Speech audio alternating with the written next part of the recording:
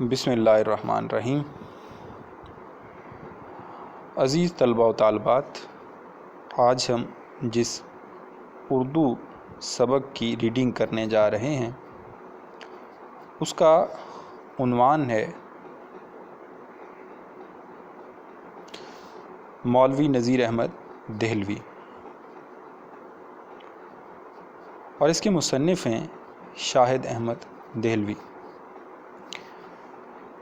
شاہد احمد دہلوی مولوی نذیر احمد کے پوتے ہیں۔ انہوں نے اپنے دادا کی زندگی کے اہم پہلوؤں سے پردہ ہٹایا ہے۔ شاہد احمد دہلوی کے دادا مولوی نذیر احمد اردو زبان و ادب میں ایک اہم مقام و مرتبے کے حامل رہے ہیں۔ تو آئیے شاہد احمد دہلوی کی زبانی مولوی نذیر احمد دہلوی کی کہانی پڑھتے ہیں۔ میں نے مولوی نذیر احمد کو صرف 5 برس کی عمر میں آخری بار دیکھا۔ اس سے پہلے دیکھا تو ضرور ہوگا، مگر مجھے بالکل یاد نہیں۔ مجھے اتنا یاد ہے کہ ہم 3 بھائی ابا کے ساتھ حیدرآباد دکن سے دلی آئے تھے تو کھاری باولی کے مکان میں گئے تھے۔ ڈیوڑی کے آگے صحن میں سے گزر کر پیش دالان میں گئے۔ یہاں 2-3 آدمی بیٹھے کچھ لکھ رہے تھے۔ پچھلے دالان کے دروں میں کواڑوں کی جوڑیاں چڑھی ہوئی تھیں، جن کے اوپر رنگ برنگ شیشوں کے بستے بنے ہوئے تھے۔ یہ 3 دروازے تھے، جن میں سے 2 کھلے ہوئے تھے اور ایک دائیں جانب کا بند تھا۔ اس کمرے نما دالان میں ہم ابا کے ساتھ داخل ہوئے تو سامنے پلنگ پر ایک بڑے میاں دکھائی دیے۔ ان کی سفید داڑھی اور کنٹوپ صرف یاد ہے۔ ابا جلدی سے آگے بڑھ کر ان سے لپٹ کر رونے لگے اور ہم حیران کھڑے رہے۔ جب ان کے دل کی بھڑاس نکل گئی تو ہمیں حکم ہوا کہ دادا ابا کو سلام کرو۔ ہم نے سلام کیا، انہوں نے پیار کیا۔ ایک ایک اشرفی سب کو دی اور ہم کمرے کے اندھیرے سے گھبرا کر باہر نکل آئے اور کھیل کود میں لگ گئے۔ اس کے بعد انہیں پھر دیکھنا نصیب نہیں ہوا۔ مولوی نذیر احمد کو زمانہ سازی بالکل نہیں آتی تھی۔ سچی بات کہنے میں انہیں باک نہ ہوتا تھا۔ حیدرآباد دکن میں بڑے بڑے عہدوں پر مامور ہوئے، مگر خوش کسی کو نہ کر سکے۔ اسی وجہ سے زیادہ عرصے تک وہاں نہ رہ سکے اور پینشن لے کر دلی چلے آئے۔ ان کے لیے غیور جنگ کا خطاب تجویز ہوا تھا، مگر انہوں نے قبول نہیں کیا۔ نواب افتخار علی خان والی ریاست جاورہ کے بھائی نواب سرفراز علی خان مرحوم بہت بیمار تھے۔ ان کے لیے طبیبوں کی کیا کمی تھی، دنیا بھر کے علاج کرائے مگر شفا نہ ہوئی۔ ایک دن انہوں نے مولوی نذیر احمد کو خواب میں دیکھا کہ ان سے کہہ رہے ہیں، ہمارے قرآن کا ترجمہ چھپوا لو، اچھے ہو جاؤ گے۔ نواب صاحب نے میرے والد کو دلی خط لکھا اور اس خواب کی رودات بیان کر کے ترجمہ شائع کرنے کی اجازت مانگی۔ والد صاحب نے اجازت دے دی اور صرف ترجمہ قرآن 2 بڑی خوبصورت جلدوں میں ریاست جاورہ کے چھاپہ خانے سے شائع ہوا۔ خدا کی شان کے نواب صاحب بالکل تندرست ہو گئے، اور جب اس واقعے کے کوئی 20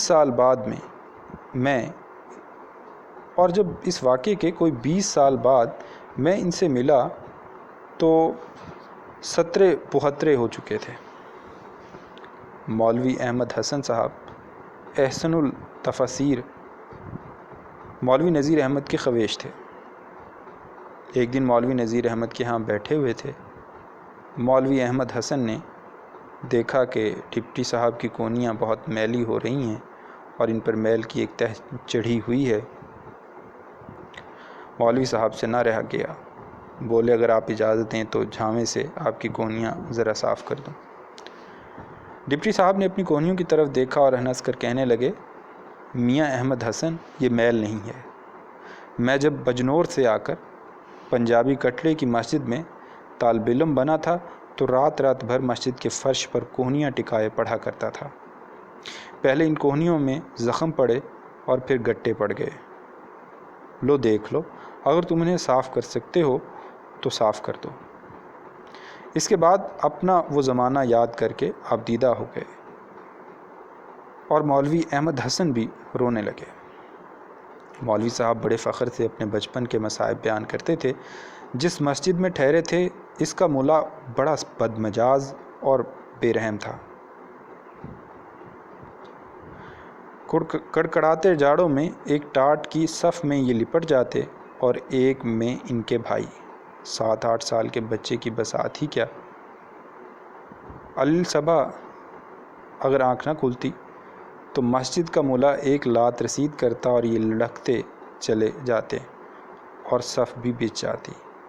اس زمانے کے طالب علموں کی طرح انہیں بھی محلے کے گھروں سے روٹی مانگ کر لانی پڑتی تھی۔ دن اور گھر بندھے ہوئے تھے۔ انہی گھروں میں سے ایک گھر مولوی عبدالقادر صاحب کا بھی تھا۔ روٹی کے سلسلے میں جب ان کے ہاں آنا جانا ہو گیا تو نذیر احمد سے اوپر کے کام بھی لیے جانے لگے، مثلاً بازار سے سودا سلف لانا، مسالہ پیسنا، لڑکی کو بہلانا۔ لڑکی بڑی ضدن تھی، ان کا کولہا توڑتی اور انہیں مارتی پیٹتی رہتی۔ ایک دفعہ مسالہ پیستے میں مرچوں کا بھرا ہوا ڈبہ چھین کر ان کے ہاتھ کچل ڈالے۔ قدرت کی ستم ظریفی دیکھیے کہ یہی لڑکی آگے چل کر مولانا کی بیوی بنی۔ مولوی نذیر احمد بڑے غیور آدمی تھے۔ سسرال والے خاصے مرفع الحال تھے، مگر انہوں نے اسے گوارا نہ کیا کہ سسرال والوں کے ٹکڑوں پر پڑ رہے ہیں۔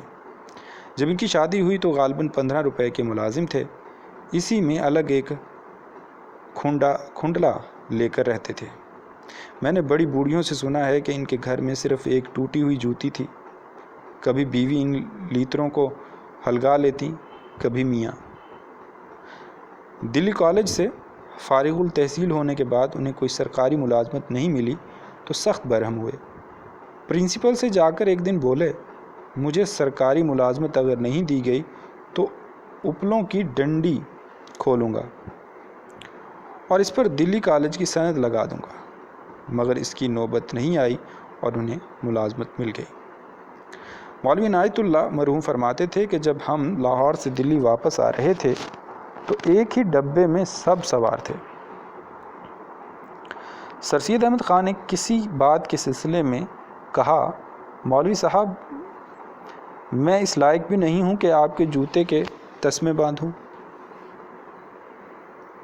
مولوی نذیر احمد کھڑے ہوئے اور تعظیماً 3 آداب بجا لائے۔ سر سید احمد خان عمر میں مولوی نذیر احمد سے 20-22 سال بڑے تھے اور عوام کے علاوہ انگریزی حکام میں بھی بہت معزز تھے۔ مولوی نذیر احمد بھی ان کی بڑی عزت کرتے اور دامے در میں قدم سخنے ان کی مدد کرتے۔ ایک دفعہ علی گڑھ کالج میں ایک ہندو مصاحب نے لاکھوں روپے کا غبن کیا اور کالج جاری رکھنا محال ہو گیا۔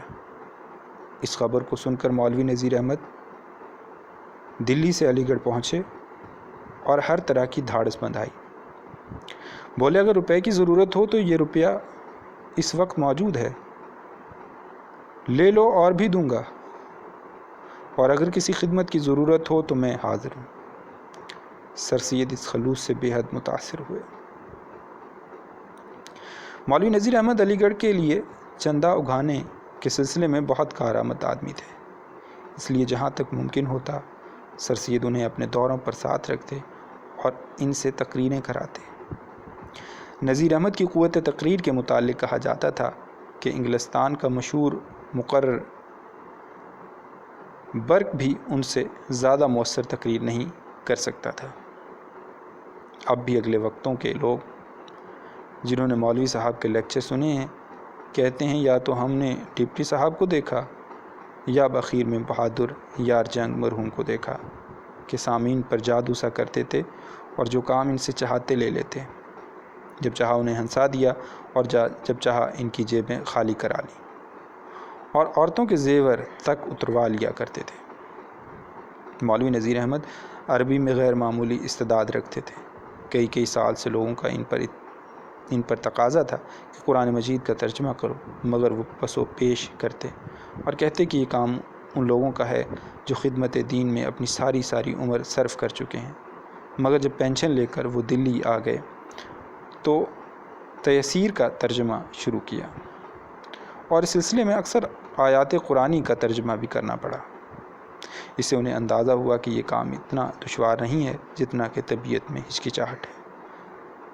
چنانچہ کئی مولویوں اور عالموں کے مشوروں سے انہوں نے قرآن مجید کا ترجمہ کرنا شروع کیا۔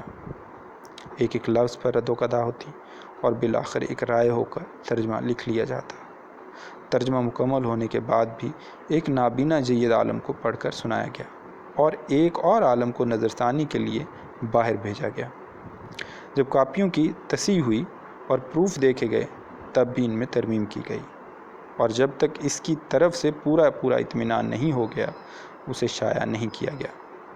اس میں 2.5 سال لگ گئے، مگر ترجمہ بھی ایسا شستہ اور رفتہ اور با محاورہ ہوا کہ اب پچھلے 50 برس میں کوئی اور ترجمہ اس سے بہتر شائع نہیں ہو سکا۔